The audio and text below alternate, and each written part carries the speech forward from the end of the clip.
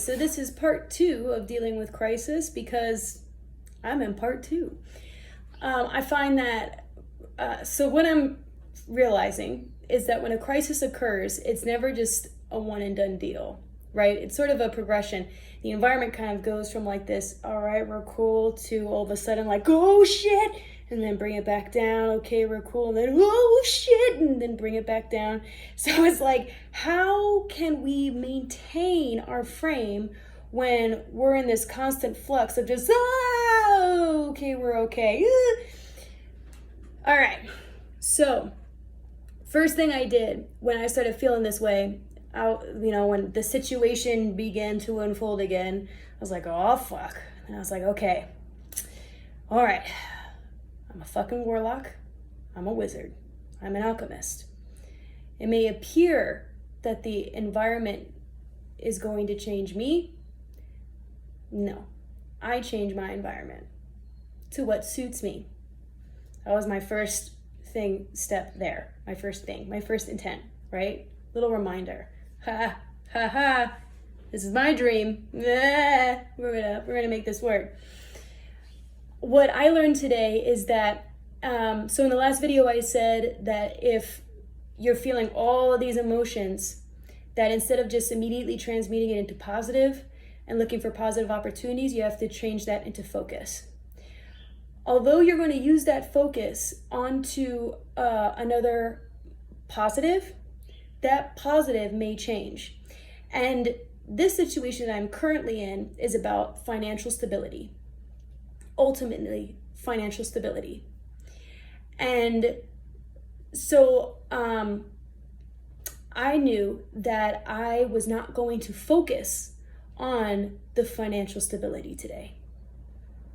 That doesn't need to be a part of my focus because there's too much anxiety and fear built on top of that right now for me to try to implement something positive. I need to come at it from another angle.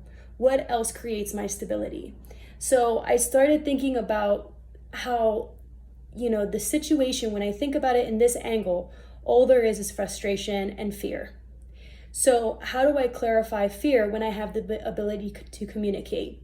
This is where mantras come in. I started playing Saraswati. Saraswati mantra is really good, I find, for assisting in communication and being able to think things through. So I began to ask the other party involved clarifying questions. So then I knew that I came in with the intention of, look, I'm not trying to fuck shit up, but I'm concerned and I would like for you to clarify a process for me.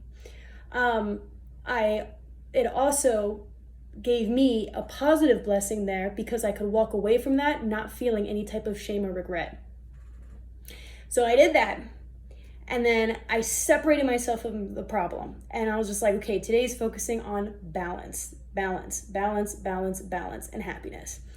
And so I began to notice all of my internal projection of anxiety went onto somebody else.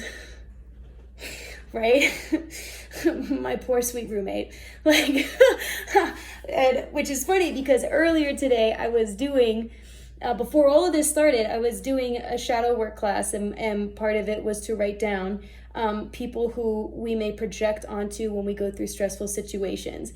And I got to see that play out. So because my intention today, right, thankfully to the Saraswati mantra, assisted me in seeing things through, I was like, that's funny. Like, okay, let me separate myself, right? And so I started super cleaning my environment. And I turned that into a mantra and into a ritual. So I'm playing Saraswati and I am turning all of this cleaning activity into a ritual. I have smells going on in every single room. Literally every room in my house smells so good right now. But and that started to help me feel better. I spent time alone. And then I did use a coping skill. And another realization came to me that when we use coping skills in these circumstances, I wouldn't give it judgment. But instead, I would look at it from the viewpoint of this being a ritualistic day. in particular. This is part of the ceremony that assists you in changing your state of consciousness to the one that you desire. And that way, by looking at this coping skill as in that way, I was able to come up with an actual timeline of how much I valued this as part of my ceremony and for how long I want to keep it as part of my ceremony. It's sort of like when I was working with the Goetia, and then one day I realized that I didn't need to anymore. That sort of thing is how I started seeing this coping skill. So no judgment, I just recognized that it was part of my ritual and I was able to assess the value of it. And then after that, I started playing Durga mantra. So I recommend also Durga because Durga is really good for removing obstacles. Durga is a lot like Kali Ma though, where if you play, in my experience, when I play Durga or Kali, they will remove obstacles, but you may not know the things that they have removed were obstacles.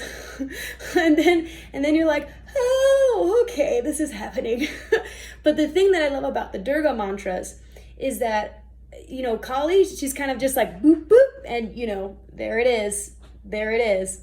Whereas with Durga, there's always almost like an equal and beautiful blessing that comes in at the same time that something else is removed. So that blessing for me today was a job. It tied back to the financial abundance. But the energy, the synchronicities work like that. My environment worked like that in my favor, not because I had focused on the financial gain, but instead I had focused on creating just a balanced state and cleansing myself, being able to change the context of the environment by seeing this as a beautiful lesson that I can grow in, and I can see all these fun synchronicities. Oh, I thought about this before and now this is acting out, that kind of thing. So I would recommend that if you are in a second part of your crisis, it's okay to want to focus your positive intentions on something else than you did the first time, because the context is changing and you can change that context.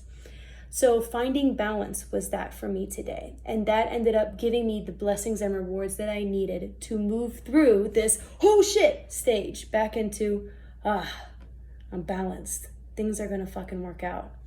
And now I'm following that up with continuing the Durga mantras and the positivity, being able to express gratitude towards my environment and where I'm at. I hope this helped. Add in the comments any stories that you have or any input you wanna put in there, because we all go through some shit, and it's good that we share this and that we can help each other out. So many blessings on your journeys. Love you very much, and I'll talk to you later. Bye.